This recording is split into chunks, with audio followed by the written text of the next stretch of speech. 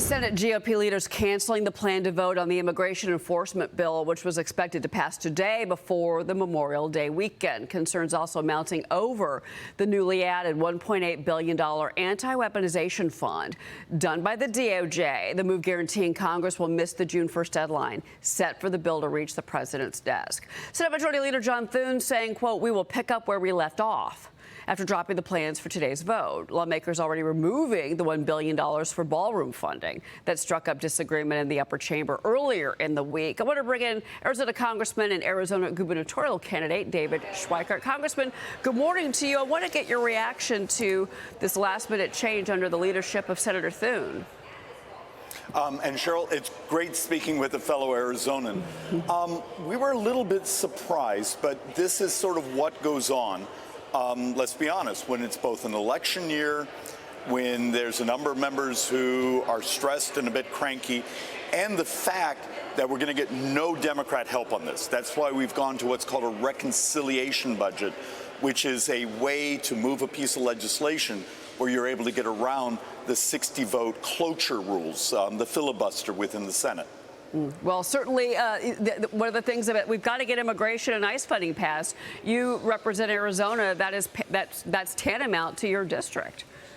Oh, it's a huge deal when you're a border state.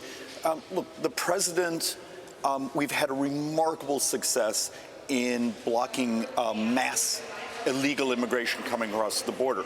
But we need the funding to keep the process going and all the other mechanisms within DHS.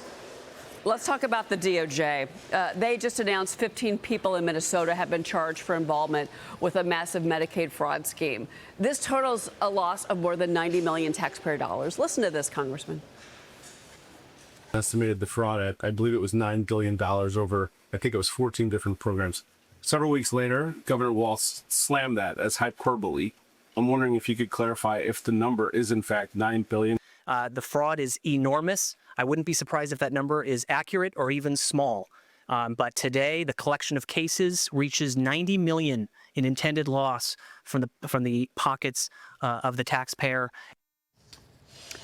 Federal prosecutors identifying those connected as operators of autism centers, housing assistance companies, child care programs, that they ran these fake reimbursement schemes. The feds say the fraudsters used that money. They bought luxury cars, jewelry, dozens of homes. A judge also serving the leader of Minnesota's Feeding Our Future, Amy Bach, nearly 42 years in prison after she claimed her organization helped feed children during the COVID-19 pandemic. She's now going to have to pay $243 million in restitution, Congressman. I want to get your reaction to all of this, and in particular what the vice president is uncovering here, which is, I mean, we could be talking about $250 billion in fraud of the American taxpayer.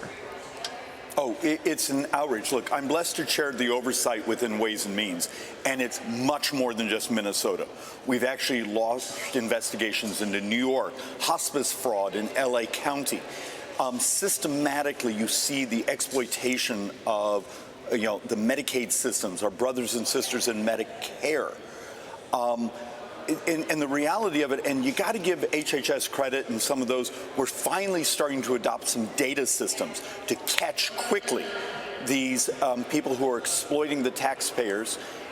And we've got to move to a system where the money never goes out the door in the first place. This pay and chase model is absolutely insane.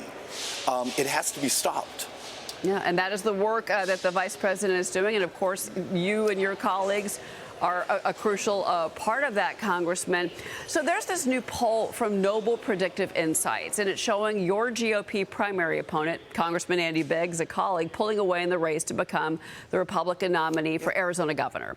Democrat and current governor Katie Hobbs is taking the lead, according to the polling. Early voting roughly a month away. The primary is July 21st. Congressman, tell us more about your campaign for governor in Arizona.